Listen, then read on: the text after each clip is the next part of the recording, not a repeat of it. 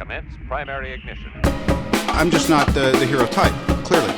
What a piece of junk. Enterprise, this is the captain. I got a bad feeling about this. It's all part of the plan. Engage. Welcome back to the podcast 2 for 1. I'm your host, Donovan Thompson, with my co-host, Daniel Wingfield. And today we are talking Star Wars Visions on Disney+. I won't lie, Daniel, I totally forgot this was coming out, and I was watching What If, and oh crap, there's Star Wars Visions. I guess I'll watch a couple of these. Yeah, no, it was one of those things that was on my radar. I remember seeing, I think the most recent teaser trailer, it just looked amazing. But I didn't just keep up with the release date. And so Travis, our friend, texted us on Wednesday. He's like, hey, Visions is out tonight. And I was like, oh, great. And then, I started watching that night as well. Yeah. Well, if you guys haven't already, make sure you hit the subscribe button, that notification bell. If you're on YouTube, youtube.com/2for1studios. That's the best place to consume the content. And of course, if you can't hit us up there, find us at 2for1studios.com. And of course, we are sponsored by Kapow Comics, located on 4047 East Kill Avenue in Sherwood, Arkansas. There they have comic books, collectibles, graphic novels, and special guest appearances throughout the year. Kapow. Wow. I was when this was announced, I feel like relatively recently. I don't remember it being announced. I'm sure it was announced at that big D23 thing they did last year. It was announced at the same time as everything Book else. of Fett and all that stuff. Yeah. Yeah, I couldn't really 100% remember. I just remember the trailer dropping and going, oh my God, this looks incredible. And funny enough, I was talking to Mason, who we work with, about Studio Trigger and just anime in general. And I was like, man, I wish a good anime show would come on. And then literally the next day this drops. And with Studio Trigger doing an episode.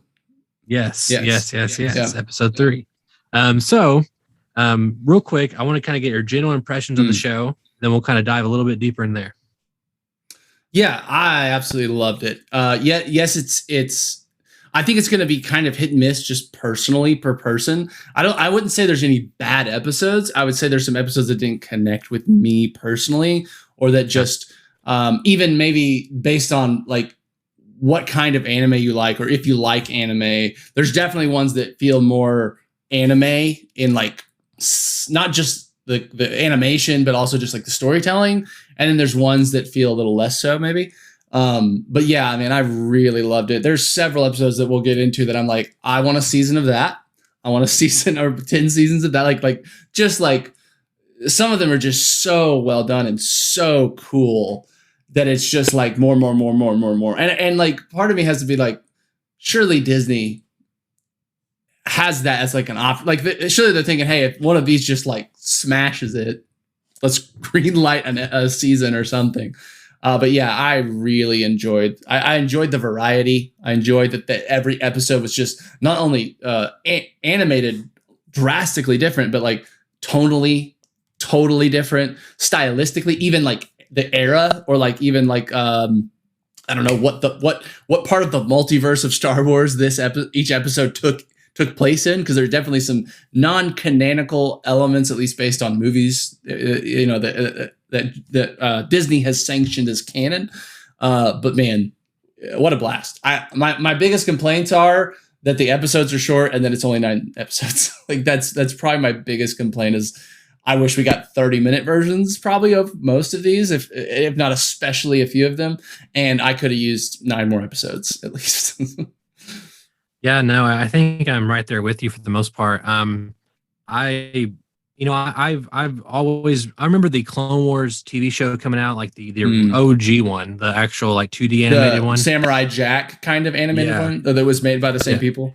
Mm-hmm. Yeah, I remember that coming out, and then Clone Wars come out. And to be fair, I still haven't seen all of Clone Wars. I've seen an okay chunk of it, and I've seen the last season, of course. But it, just that art style and stuff, it looks pretty. I like it. It looks cinematic. But just watching these 9 episodes, I was like, this is what I really want. To me, this is something. I mean, I was tweeting out to Disney and to Studio Trigger saying, give me a trilogy of movies with this art style. I was like, I want more of all this. And by the time I got into more episodes, I was like, okay, I want a movie of that. I want a movie of that. I need 7 more shorts based on that. Yeah, and I think it's some of my favorite Star Wars content we've gotten in the last 10 years, just because it was. I mean, it's up there with Mandalorian, probably, right? Like just in terms of impact and quality.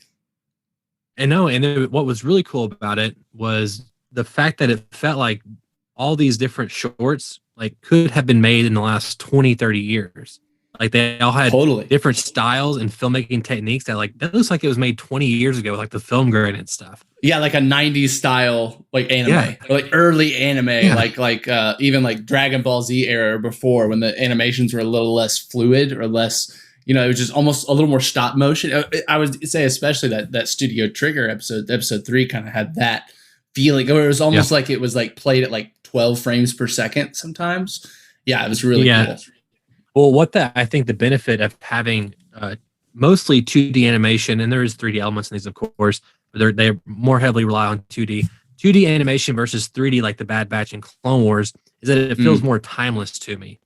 It feels like something like, you watch a Disney movie that's 2D, like you could watch Snow White, and that feels like you could watch that today and still, it doesn't really age. It does age, but it doesn't age as much. You watch Toy Story 1, and it kind of ages compared to Toy Story 4, so to speak. Yeah, no, totally. And there's something there about that, but I could go on all day about my praise for it. But I do want to kind of get into real quick. Before I get into some of the episodes that you really loved, was there something that kind of stuck out to you that wasn't the greatest, or something that you're like, no, I could have done without that one?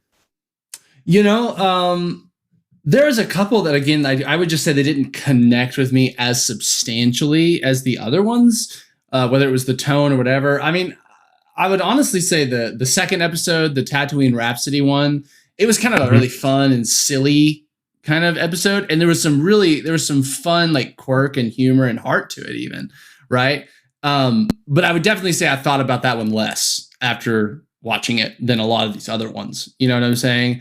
And even the first one was like stylistically incredible. Like the way that just the animation style and what they were kind of doing with that grainy, like almost like a drawn grain effect that was like kind of moving around. It was kind of more basic in terms of just like it's literally like and in some ways that's fun. It's like, hey, let's take what Star Wars was inspired by and put Star Wars exactly back in that samurai walks into a lonely town scenario, which is like where Jedi come from. And I love that kind of homage to the origins and the inspirations of Star Wars and Jedi and all that stuff. But it was another one where I was like, okay, that was really great. But like the ones that came later on, I would say like episode 4 on started like hitting harder and like being, whether it was just more dynamic storytelling and more nuanced storytelling and nuanced characters, or just really cool ideas or really cool fights and like all this kind of stuff. I just think, the first 2 episodes, they're great, but I feel like it just gets better after them mostly. Yeah, no, I mean, I totally see that criticism. What's weird is me and a group of friends were actually going to make a Star Wars short film about a band coming to Tatooine. And I was like, I was watching, I was like, God dang it. I was like, it's so weird. It's so weird. Ours is much more interesting, I think. It is more stonery also, which is probably would fly in actual Star Wars. So that's not doing death sticks all the time, doing death sticks in a Tatooine bar. Yes. All day. It was very Detroit Rock City. But I see that criticism. It does kind of feel a little left out from the pack. I'd say mainly because it doesn't involve any lightsabers. And that's one criticism I have seen that I don't really hold, is that like almost everything has a lightsaber in it. And I'm like, well, I can see it from their perspective that, hey, if we're fans of Star Wars and we're getting one shot to make a Star Wars thing, we want to animate some lightsabers.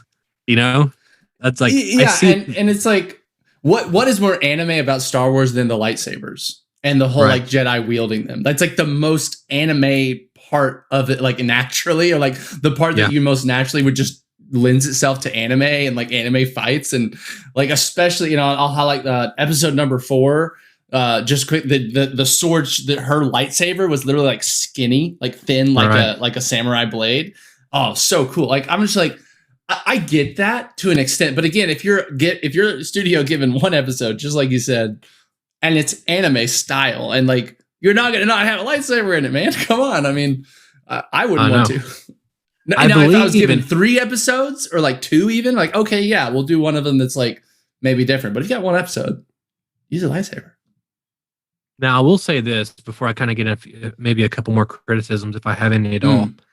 Is I believe there is 7 studios and there's 9 episodes. So I don't know who double dips, but somebody does double dip at some point. And stylistically, there's definitely some that favor each other more similarly. I would even say in like 4 or 5, at least distinct enough visually. They did. Yeah, 4, 5, and 7 felt more similar than maybe some of the other ones. The other ones had like kind of very unique styles, like the Mega Man one. The final one kind of had its own unique, like just drawing style.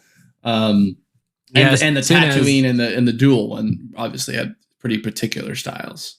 Before we get into other stuff, as soon as I saw the Mega Man Dr. Light, who's the big beard guy, I was like, "Oh my, Matt's gonna freak out." That's exactly what I thought. Because he's a huge Mega Man. Oh yeah. Oh man, it was great. And I think I was going into it like, okay, I'm not sure about this because I'm not really a Mega Man affinity, but man, it was such a fun episode. It was like awesome. This is what you do to make like a kids art animated Star Wars film. Like that, because it's still like enjoyable to like people that aren't kids. But man, Reese would love. I may show it to him. He would probably love that episode. I can't think is it C3 or whoever it is, but when the robot flies towards him and combines with him, that's like super. It's like it's super awesome. Dude, and when the fight animations were like gorgeous. Gorgeous crazy animations. Yeah.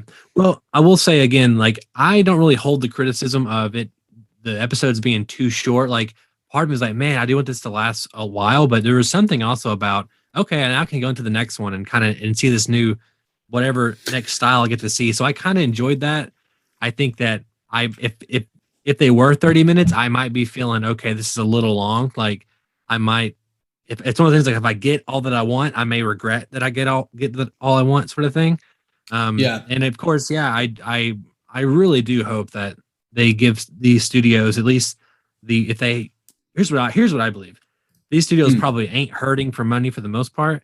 And if Disney sees value in some of this stuff and people really are passionate about it, I think Disney will probably give them the biggest check they've ever seen before. Yeah, I mean, this feels like it was like an official, like almost like a trial run. Like, I mean, it's almost like you ordered 9 pilots, and now you get to choose which ones to run with.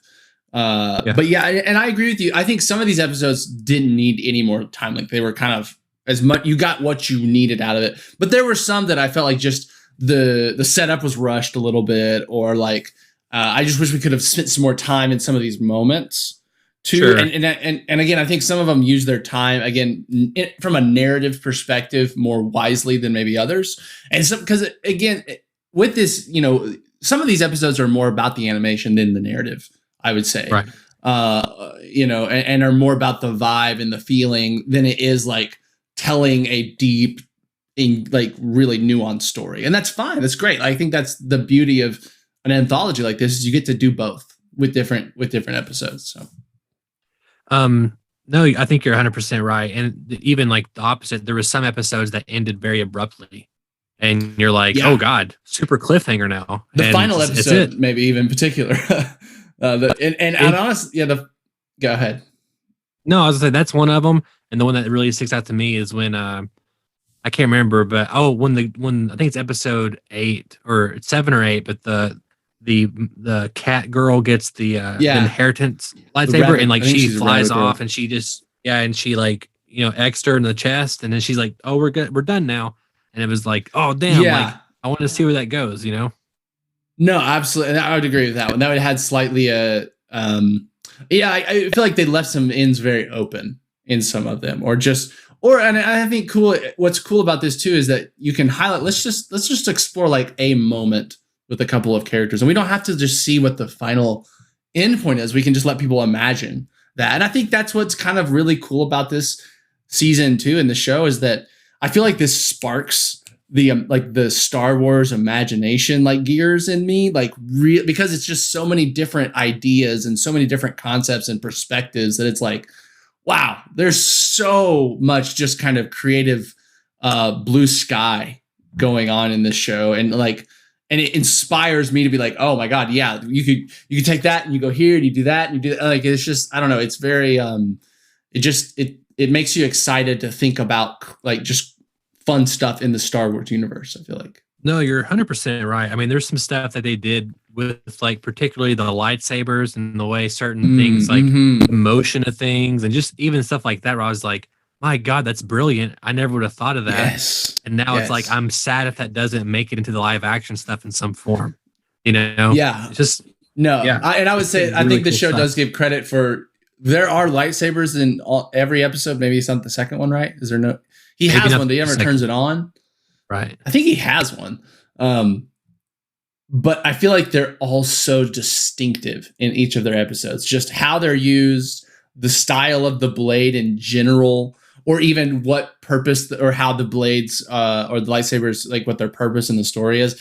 So I hear people like, well, there's lightsabers in every episode. Well, yeah, but they're all really different and really cool in their own way. And so it's like almost a part of the next episode is like, wow, I wonder what they're going to do with lightsabers in this episode. You know, the first episode with the umbrella lady, Travis sent us that I'm Mary Poppins y'all meme with the umbrella lightsaber girl. Yeah. And again, I mentioned the like samurai blade, katana blade styled one. And it had this really cool like beam underneath the blade that like it was just really cool looking. But yeah. You know, and before we get into this next segment, I really love it. It reminded me how much I love the green lightsaber, and like every time it would come on the screen, I was like, oh yeah, the green lightsaber. Like it was just so nice, and I just loved it. It was so good. It was so good. So I want to highlight one more. I loved the lightsabers in the 5th episode, the 9th Jedi that like reflected the user's alignment and force ability. Oh, we'll talk about that episode. Oh, that one's so good. Yes. Oh yeah. Yes. What's 3 episodes that really stood out to you? And I'll say this, if there's one that matches my 3, I'll piggyback off that and we'll talk about it together and then we'll go from there. So give me your first of the 3. Ooh, okay. I'm going to save my favorite one probably for the last one. Okay. First one, I'll go with The Elder. So that was episode 7. Right, and that's the Jedi and the Padawan. He had this like really cool hairstyle. I know it's probably homaging something you may be aware of, but like that really kind of big, bushy in a ponytail hairstyle. This feels very samurai to me. Yeah, yeah. And then the younger Padawan with him or whatever. And it too, the animation was just it felt more modern. It just felt very fluid, very stylized, but also just very high, like just high quality, high fidelity. Yeah, I just loved the tone of it, man. I loved the meeting the Sith and him, and even in it, like I feel like they were kind of referencing it to being like this is like the original Sith, because like if you know Star Wars lore, well, fuck, I don't know if this is canon anymore. If you knew it, the Sith were a race of people. And even they are the same race as the original Jedi, and so but they splintered off and they left their home planets or home planet, and the Sith kind of became their own race beyond that, and so it was kind of hinted that this guy might be that, which was really cool, I thought. But yeah, I loved the duel between him and the older Jedi. Him like realizing how powerful this Jedi was, like. Kind of like, oh yes, finally! It almost is like a Frieza Goku moment, like or maybe like a Vegeta Goku moment where he's like, finally, someone who could match my power, and then like he tries to attack him, he's like, oh shit, you know what I mean? Like this guy's way more powerful than me. Oh man, I really really enjoyed that one. No, that's a great one, and that one really stood out to me too. That may be in my top 3 as well. It's probably number 4 actually. Okay. I was really actually what about that episode was really cool was that he strikes down the Padawan, and I was like right before it happened I was thinking it'd be really cool if they actually killed him because it'd be like really impactful for a cartoon, and they did it, and I was like, oh dang, I was kind of disappointed he was alive still, because there was this moment on the master's face like his apprentice died, but like he's not trying to have any emotion. So it's very much like new school Jedi kind of stuff, or new school Old as in school, prequel Jedi kind of stuff. And Yeah. I love the way he kills the Sith. He turns off the lightsaber, puts it up to his chest, and turns it back on. Oh my god, Super cool. Well, but first he steals the guy's like other lightsaber and like slices it in the air and destroys it, and it's just like it really feels like Super Saiyan Goku versus Frieza in that moment, kind of like, oh yeah, you done fucked up, son, like that, and it's just it was just hype as hell and just really really cool. I will say the best thing about the episode, and I think that's really cool, the lightsaber stuff, but it just shows like how the Sith, or at least in this point of time, the Sith are like these boogeymen, and it's like, oh, you saw one kind of thing, or like he's a master and he's never seen a Sith before, and like it's just something really powerful about that, and I thought that was really cool. And I think there's a lot of potential. I've liked the whole like the master who's like been everywhere in the universe, and the apprentice who's the new blood, whatever. And I did feel like I was picking up on some sort of like subplot that they hinted at but never went into, of like, he was like, hey, like we weren't supposed to go over here, but you like begged the council to let you go this way. Kind of, I almost felt like the master knew the Sith was there, and they were going to hunt the Sith, but he wasn't telling the Padawan, right? He kind of felt like a cryptic character, which I thought was cool. And I could totally like that's such an easy show to go like, okay, yeah, they're just going to different planets, and the master is kind of the old wise one, and the apprentice is trying to learn as they're going. Easily turned into a really cool and they have to hunt Sith. Yeah. I mean, that's got to be like the underlying plot, is then discovering more and more Sith for some reason or whatever. Yeah. That was originally like one of the maybe not one of the plans, but like one of the things people really talked about that they wanted to see, that I agreed with, was seeing this like Ben Kenobi, Kylo Ren, and Luke Skywalker basically teaming up, looking for artifacts, looking for Sith, and trying to like weed them out as his training going on. It just shows you right there like how great that would have been, Yes, exactly. Yeah. Can you imagine just replacing him with Luke and then the other one with Ben Kenobi, and like having that same episode of TV? You know what I'm saying? Yeah, and it really, I mean, it also just reminds me of like in the books, Ben and Luke and Mara Jade have a son named Ben Skywalker. And that's at one point in this like series, like Luke and Ben are exiled from the Republic for 10 years because of some shit that went down earlier. And people are blaming them for it. And so like, that's basically what's happening, is like them retracing the steps of actually one of Han and Leia's sons, one of their twins that turns into a Dark Lord, and then trying to figure out why he turned. And it's just Luke and Ben going across the galaxy in very much that manner. So it even reminded me of that. It's cool. No, it's really cool. All right, what's number 2? Well, maybe you should go now. Oh, switch off. Well, we might have some overlapping ones, because go ahead and do your That's fine. That's we took a little time on that one anyway. So if we have some overlapping ones, we'll just double up on them. Okay. Well, I feel like my number 3 is probably TOB1, which is the Mega Man, Mega Man one, just because there was just something about, especially seeing, I'm gonna call him Dr. Light and him in the Force kind of like paradigm of like him talking to him through the Force. Yes. I love the visual of it, and they would just immediately go. In my head, I was like, "See, Disney, this is what you should have done with Rey. But you could have had you could have had all the Force ghosts there at the end, like talking to her. Yeah. Like, and he even says Rise. Yeah. He even says that it's the same thing as Rise of Skywalker, but it's much better. Yeah. And he's also the way the camera turns around. He's a boy all of a sudden. And that grows in the thing. Yeah. He looks like a Padawan, Which I was maybe like a little bit like, is he fully robot? Or is there part of him that's like, well, there's brought up an interesting thing in my head. I kept thinking, wouldn't it be cool if there's a robot that gained sentience that then somehow the Force decided they could wield like the Force? Or like maybe they like put like lightsaber kyber crystals into their like, robot body somehow, and it like channels the Force into them. It seems like that's kind of where the kyber come out of him in the chest. That's true, because it was inside of him. That's right. Because he was looking for it, and he was like, literally, it's inside of you. Yeah. Because he was like, it was kind of hard heart. to. Yeah, when it he was didn't really kind show of- it come out of him, but it seemed like it was some editing there that showed it come out, right? But that's what I assumed. No, yeah. No, I think I love that idea of a robot, a sentient robot having a lightsaber, and then I love the idea of the Mega Man parallels, and of course I was just a huge sucker just for the cool aspect of we mentioned this earlier, but the TOB1, or maybe that's his. Yeah, it's Toby. TOB1's him. Toby. Yes. He's Toby. Yes. Okay. And his little robot buddy. Yeah.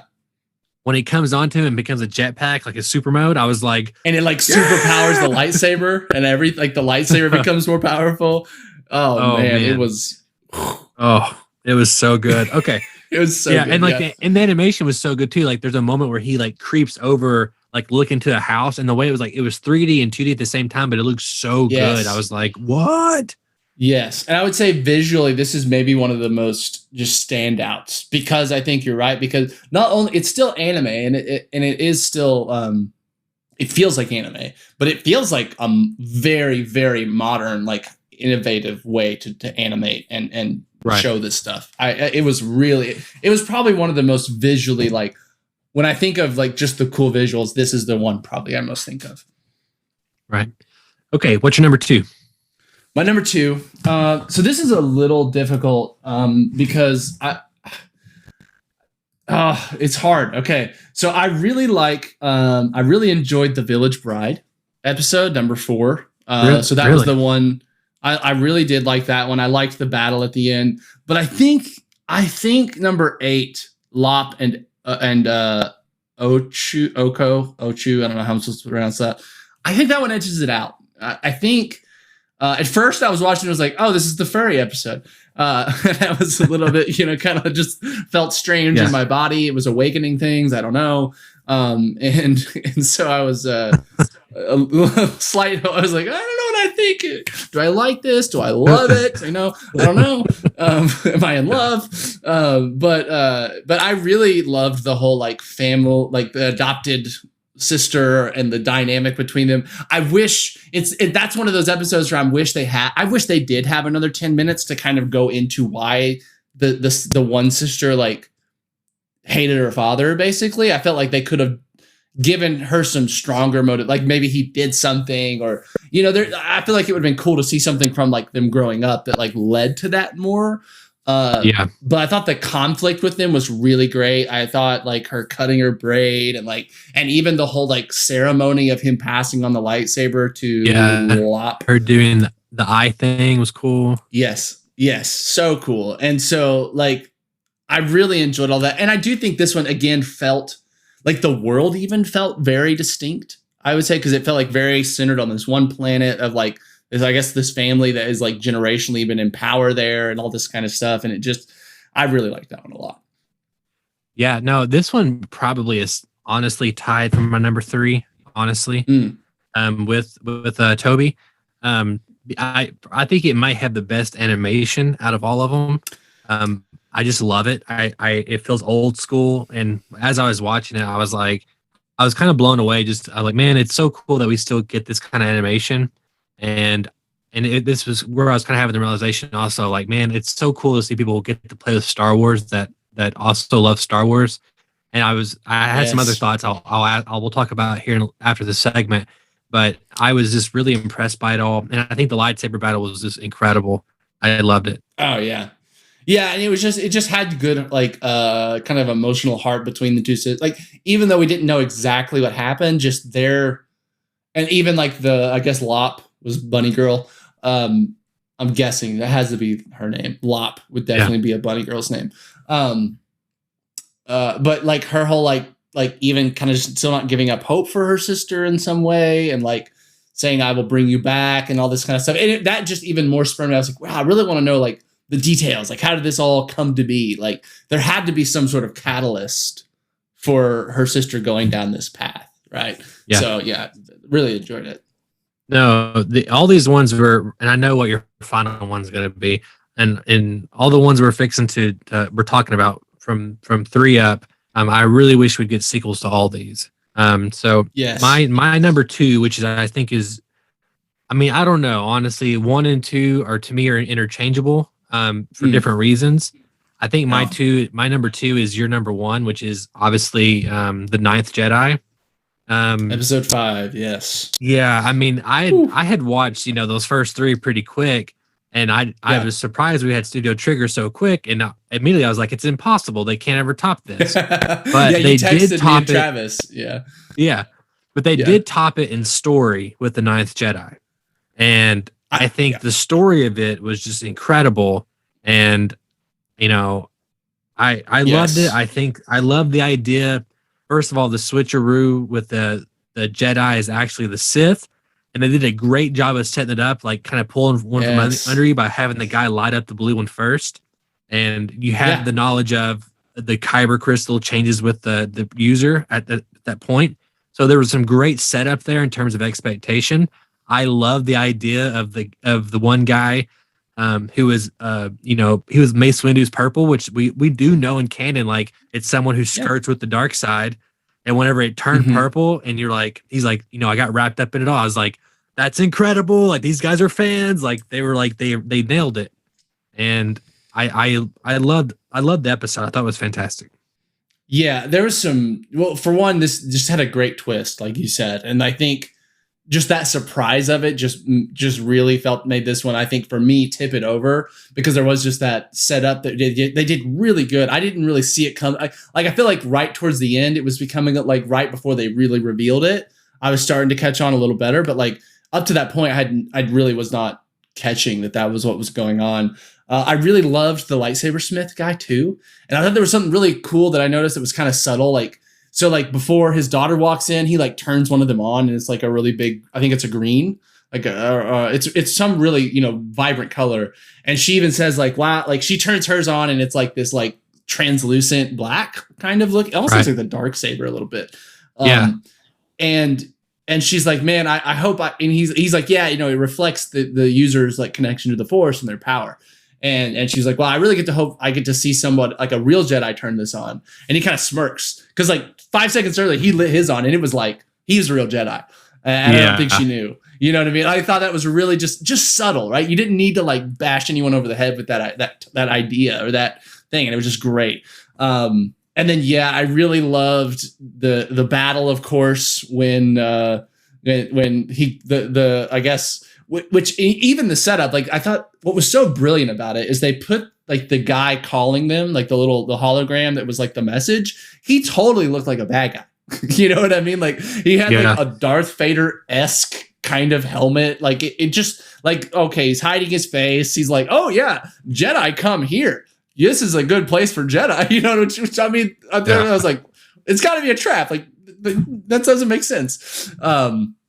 And then, I think when it revealed that he was really the good guy and that he was hiding in that robot the whole time, and even kind of the tragedy of him not being able to like save that girl's dad because he had to keep hidden to figure out who was the bad guys. Like, I thought that was some great, just nuanced storytelling where you really make the world feel real, and like it just feels like there's a yes, and like cause and effect are very like. Yeah, it's just realistic. They've thought through the motivations, the ideas of the story, and like are making characters really feel real and nuanced and well rounded. And I mean, that was the one I texted you guys. I was like, I want 10 seasons of number 5 right after that. It was another level. I think it really, especially at a story thing, and like for me, narrative is like usually the biggest thing for me, and this one was just, I think, had the most complete narrative. I'll say that. I think a lot of other ones had some really as cool ideas, but I think this one kind of used and I'll say, looking at it, it's also 23 minutes. So that may be the longest one there is. So I do feel like the longest one.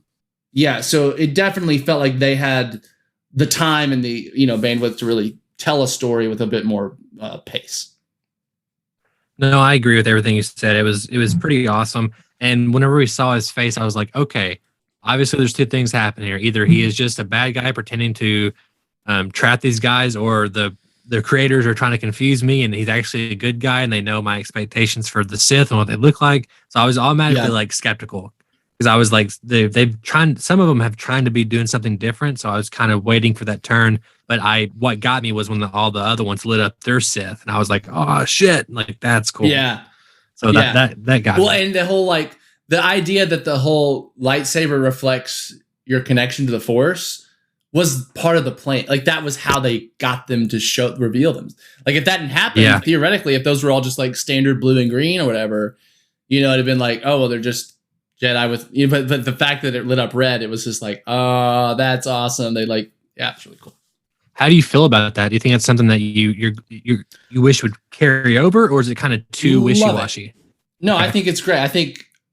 I feel like there's already been examples of that in like what was old canon Legends anyway. I'm pretty positive there is, and I mean honestly, that's like the perfect thing to put in a video game. That's what I came out thinking. Like this is what you do in an RPG, right? And we already know like Ubisoft is working on a big open world action adventure Star Wars RPG, and I'm like, Ubisoft, do this, put this in there because. And I'm kind of divided. I guess, it is fun, like finding kyber crystals and changing your color, like in KOTOR and stuff like that. But like to have like your color and even like, I would always think like maybe like the veracity of the blade, is it kind of unstable like Kylo Ren's and have like jagged edges and kind of like have a poppiness to it. Like having that change depending on just the character, the decisions that you make and the kind of character you create. Perfect. Do it. It's just sitting there. Like, and I'm sure someone will. Like, it feels like almost like too low hanging about a concept to put in a Star Wars game to not take advantage of. But yeah, I love it. I would say just run with it. It also just feels like, hey, like if technology is increasing, can't we figure out how to make better lightsabers too? And wouldn't that be like a kind of cool way to do that? Maybe, I don't know. Yeah, no, I think it's a really cool concept, and again, it's a shining example here of some of these things I'm seeing. Like, man, it's really cool, and I'm okay with them kind of changing some of the mechanics of how the universe works because it's something different, fresh, which is what we really needed in Star Wars. Well, and that doesn't feel that doesn't feel out of place. No, I mean, don't. Honestly, it's like okay, yeah, the kyber crystals are force sensitive if you do the right things to them, and the Jedi and like even lightsabers in the canon are like very like. Jedi, it's almost like a relationship they have with their blade. Like they have to get to know it. They have to understand its like particulars and its quirks and its weight and its feel. Yeah. And like it becomes like a companion to them. Like it becomes like something they get as they use it, they get better at it, like constantly, right? Because they're just getting to know it better. And that feels just like that. Yeah, this is a perfect evolution with that idea. Well, even with like the Sith, and this is I think it's happened in extended canon, and it's even happened recently in the comics, specifically talking about like Anakin and Darth Vader's lightsaber. But there's this idea, or even Kylo Ren's, there's this idea of like making the kyber crystal itself, like you basically bleed it. It's like you're basically turning it red through the dark side. Yeah. And that's what gives them the red lightsaber, essentially. So no, that's a really cool thing. Now, I think that was your number one, correct? And that was my number two. And again, these are all, they can be interchangeable based on the moment, but sure. The one that's at the top of me, and this is more just for pure spectacle, was episode 3. The story is nothing super complex, but I'm a huge fan of Studio Trigger, and this art style really honed back to their recent movie that came out in theaters, Promare, which is one of the most successful anime movies in a long time, and it's like the same art style exactly. And it's a really good movie if you haven't seen it. It's on HBO Max at the moment. And I just love this because to me, anime, my favorite parts about anime are the hype moments, are like, like Goku going Super Saiyan, All Might from My Hero Academia, just like, you know what, I just gave 100%, but now I'm gonna give you 110% because I have to win the day. And I love the mechanics of how the final battle happened here, like going on a X-wing upside down with a lightsaber is one of the coolest things ever. Yes. No, I really enjoyed it too. Obviously, this one felt like, I think because of those mentions, it felt a little more cartoon. I mean, they were just in space without helmets on, right? Right. And at one point I noticed that, I was like, oh yeah, that doesn't work in any other, that's not how any other Star Wars works. Besides Leia, I guess. And she technically didn't have a helmet and survived. So, or no, she like made a force. She made like a force field around her, a force field. You know. Anyway, no, but I really enjoyed it too. I thought, the spectacle, like the battle between them, was really cool. And I agree. I loved the whole idea. I loved the idea of them like creating. It almost felt like they were doing clones, like Clone Wars clones, but infusing them with the Force and making them Dark Jedi. And I thought that was really a really interesting idea. I almost thought, like, at one point I was like, I mean, the main character does resemble like a young Luke Skywalker. Just his the color of the hair, the look of it and stuff. I was like, what if this is like an alternate universe of like Luke and Leia almost? Because they're twins, right? But it wasn't that, but still, I really enjoyed this episode. I thought it, like you said, the animation was just kind of spectacular. And I feel like the battle lasted most of the episode was the battle. Yeah. And like, that's what Studio Trigger is. They're all about the battle. They're all about just amazing animation. That's why everyone loves them so much. And one thing, just one narrative thing I did like about it was how he's basically, there is moments of dialogue where he's like, I'm trying to save you. And like, I'm still a Sith basically. But what he actually says is you need the choice. You need to have the ability to choose. Right. And so he ends up preaching the values of the Rebel Alliance through like trying to save her. And so I think there's that moment when he lands and you see the twin sons and he's like, maybe he doesn't realize also it yet. That was Tatooine, right? Yeah. But like, another, maybe I was going to say, maybe he doesn't realize it yet. Go ahead. Maybe he doesn't realize it yet, but he is on his path to the Jedi, so I thought that was cool. Yeah, and that's another reason I was like, oh, is this an alternate Luke? Because he's on Tatooine now. No, I agree. I think he say something like, I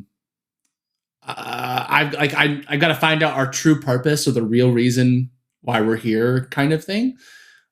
Which So I definitely thought that was cool. I was going to ask you, is there any other like well-known or super popular like Studio Trigger series? Like, are they like known for a show or like? What's kind of like their just so I might have reference? I mean, you really need to watch. There were previously, at least some of the members were part of a group called Gynax, and they made a show called Gurren Lagann, which is considered one of the best, specifically mecha robot animes of all time. I'd say it's probably best one or two animes of all time, in my opinion. So that's like probably their Mac Daddy. And again, the Studio Trigger kind of formed a little bit after that, but they had a show called Kill la Kill, which I heard of that. I've definitely heard of that. Yeah, it's pretty incredible. It's amazing. It's 26 episodes. It's on Funimation. I recently watched it a couple months ago, and I was just blown away. I loved it so much. And that's one. Of course, we have Promare, the movie that just dropped, and recently they've been doing a sequel to like my childhood favorite tokusatsu show, Gridman. And it's I heard of that. SSS you talked about that. Yeah, it's on the show 2-for-1 Collectors. Yeah, yes, that's one of our early episodes, I think, right? Yeah, and then even one of the last, it's the very first episode, and then one of the last episodes we did on 2-for-1 Collectors is Gurren Lagann, is Matt's giant Prime 1 Studio figure statue. So there's precedent for us talking about them in small forms on the channel. Last thing I want to talk about, and this is just more of a question. Okay, never mind. Yeah. I'll say this after. Go ahead. Well, I was going to say, the only thing I want to talk about is, what do you think the limitations were on these studios? Like, in terms of Lucasfilm and them, like, were they like, no, you can't do that, or you can do whatever you want, or, I mean, it seems like these guys have a really, really knowledgeable base on Star Wars. I'm like, how do you guys know that? Like, I didn't know Star Wars was that big over there, and I was really impressed by it. Well, I feel like especially the original movies were really popular in Japan just because of the samurai parallels. I believe. Maybe I'm maybe. Correct me at bit.ly/2for1mail if I'm wrong here, or in the comments. I mean, it definitely feels like, I mean, these all weren't stories about good guys, right? There was some, like, especially the last one, which we didn't mention much, and the animation with that one was probably my least favorite. Even when he was cutting down those guys, it was just the least kind of interesting, I would say, animation. Yeah. But the whole idea of him going to the dark side to save this girl and then just continuing with that, and she'd be like, "What have you done?" It's like, "What was necessary?" I thought it was really dark, and I was honestly pretty impressed that was the last episode, like ending this show on this really dark, gloomy note, really. But yeah, I mean, that it definitely feels like they had a lot of freedom, man. I mean, like they made like a punk. I mean, the second episode felt like it was like an homage to the Gorillaz in the animation style, almost like, you know, like the Gorillaz band, how they're animated. Like it looked a lot like Gorillaz, and even the old like Adult Swim TV show. But yeah, no, I mean, I couldn't sense a lot of restraints. At least it kind of felt like. I mean, I'm sure they had to clear some things with someone at the line, and I'm sure they gave them some. Like, you can't make a movie, or you know, you can't. I don't know. Maybe even you can't use established characters, because we didn't really see anybody that like we already knew, which I liked. Yeah. I was a fan of that. But I was too. And I imagine that might have been one. Well, you know, one thing, and this is to your point about new characters, I'm really excited about the merchandise that's going to come out of this. Like, I want a Ninth Jedi T-shirt. I want a you know, Studio Trigger hat for Star Wars. You know what I'm saying? Like, I want like a nice like figurine statue of the guy from the first episode. Because I will say, I loved his design, and his whole like vibe was amazing. Yeah, and that he had he was a Sith. Like that whole like little rebel, like he pulls out his lightsaber and it's red too, and he's got two of them, and like, yeah, that was really cool. But yeah, no, I agree. I mean, I feel like I'm guessing it's getting pretty good. I think I glanced and it had like the season had a pretty like high rating on like IMDb, like 8 out of 10 or something like that. And so I mean, the reception, I can't imagine the reception being bad to the show. I haven't really, you know, checked in on the pulse of the internet with as very much in terms of how it is, but like I would imagine there's got to be one of these episodes in one of these studios that is like, okay, go make a season 1, or let's give them 2 or 3 seasons, commit right out the gate. And like, and this really feels like more of Disney pulling on like the Marvel ideas of diversifying your IP, right? It's kind of crazy to me we haven't had a Star Wars anime up to this point, like a really anime in style and in like just, you know, vibe and everything. And there's, I would say, at least 3 or 4 just golden opportunities just sitting there to be just random. You know, like, you've already got the idea, you've already got the world, you've already got characters. Like, just go, just keep writing. You know what I mean? I really hope we do, and I can't imagine. I imagine. Like, I could see hashtag campaigns coming out for some of these episodes being like, you know, green light, the Ninth Jedi, or whatever it is, right? Like, of just like people being like, no, like this one everyone loves, and we're all wanting to see like a full-fledged, like fleshed out version of it. Yeah, no, I mean, I was tweeting out Disney immediately after the Twins episode. So, I mean, I was like trying to put my voice out there, you know.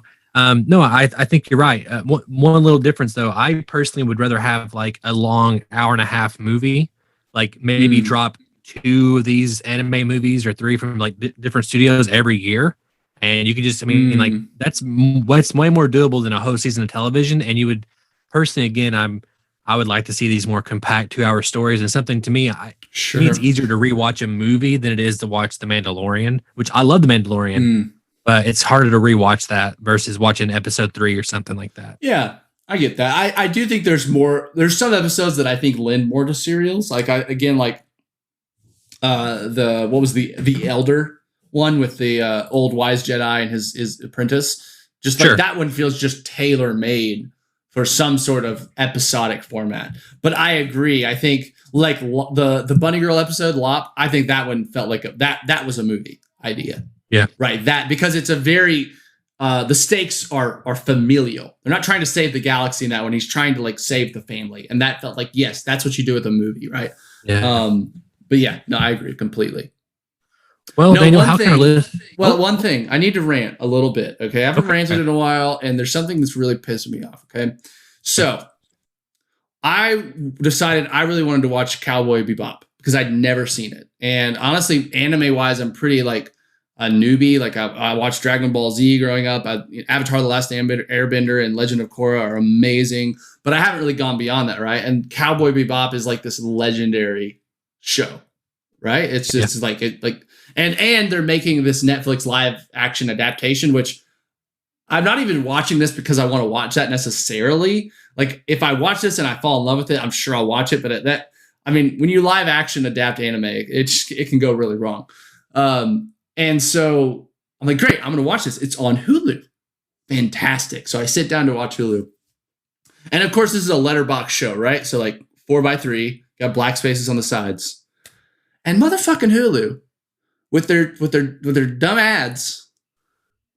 When you watch an ad and then it goes to the show, whatever the last frame of the last ad was sticks on the black bars of the show.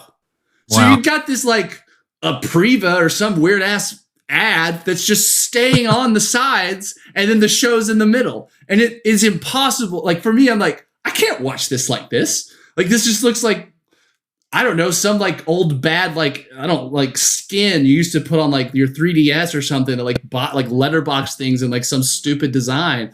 And I'm just like, and it's not just the show. I have tried other shows that are 4x3 and I had forgotten this happened to me. It's been this way for like over a year. And I'm like, Hulu, is no one watching your 4x3 episodes? Like no one's complaining about this? Like this seems like such an easy fix. And it's almost just like those like black bars aren't actually black bars. They're just like transparent blackness basically of the screen. And it's like, I guess the last image of the ad just gets frozen there. And now I can't watch Cowboy Bebop without being mad. And I don't want that. And like Hulu, fix your shit. Like this is like baby's first streaming service mistakes. And you guys have been around like basically since the beginning. It's not acceptable. And I mean, I think the obvious choice is to just fuck your ads. Get them all out of there. Like sweep them up, kick them out the door. No one likes ads and no one wants your ads. So that's my rant. That's why you got to pay for premium. But we do know that the CCO does listen to this podcast. So maybe he'll make some tweaks after this. That's true. Mr. Hulu CCO, fix it. Daniel, how can our listeners write it into us? Listeners, you can write into bit.ly/241mail. I would love to know what your favorite episode was because, again, I don't think there's a bad episode here. I feel like it's just almost just everybody that has just different preferences is going to like one more than the other. And that's perfectly like, I don't know. It's just personal preference to me rather than it's like, oh, quality. These are all just like A+++ quality. They just are. And so, yeah, let us know what your favorite episode was. Is there something we missed or just have we not highlighted? Maybe I'm assuming we probably like skipped someone's like favorite episode and they're like foaming at the mouth because we didn't mention it. And they're just like pissed and like unsubscribing right now. Don't unsubscribe. Go to bit.ly/241mail and just write us a goddamn essay on why we were wrong. Where and now, of course, remember to open with a thesis statement. You know what I mean? And reference APA style, I would say is probably fine. But yeah, let us know. What was your favorite episode? bit.ly/241mail. Yeah, no, and if you do write into our show, we will read it, the entirety of the question or the rant or the statement on the show. I don't hear Donovan. Donovan, do you hear me? Can you hear me now? I can't hear him. Nope. No. What happened? Oh, there he is. I don't know. Can you hear me? Now I can. Okay. Weird. I was about to be another, what was that trailer reaction I had to wrap up? Oh, yeah, I guess so. Yeah. What I was saying is if you can't hit up our bit.ly, of course, you can always go and write in the comment section below. Again, youtube.com/2for1studios. It's the best place to consume the content. Hit that notification bell and make sure you subscribe to the channel to show all your love and support. Daniel, this is episode 90. Damn. Fucking awesome. A great episode. I really enjoyed talking about this. Yeah. And I will say, like, the anthology, there's just like, there's like, again, it feels like we only discussed half the season. And there's so much we could discuss in all the other episodes. And that's I think that's what makes this, this kind of show really fun to talk about. No, I agree. I'm super excited for hopefully a season 2 or whatever's around the corner. And I hope they kind of keep taking risks like this because I don't see a downside, especially if it's out of the gate, like not canon, or it's like, hey, we're having fun. There's nothing wrong with having fun. Yeah, man. No, absolutely. I mean, this just feels like you've got your Star Wars, what is the Bad Batch, which is like more of a like direct spiritual sequel to Clone Wars, at least in style. And this, like, yeah, just have this alongside it. Give us a dark, mature anime Star Wars that's like made for like, you know, like that, you know, TV 13 and up. Like, give us something mature, something dark, something nuanced. And yeah, again, like, it's just show a different part of the galaxy, show a different version of the galaxy. I think give me more stuff like this. It's really creative people putting a lot of care and love into Star Wars. And I think that's how you make good Star Wars. So keep it up. No, I could say it better. And as always, my name is Donovan Thompson. I am Daniel Wingfield. And we have spoken.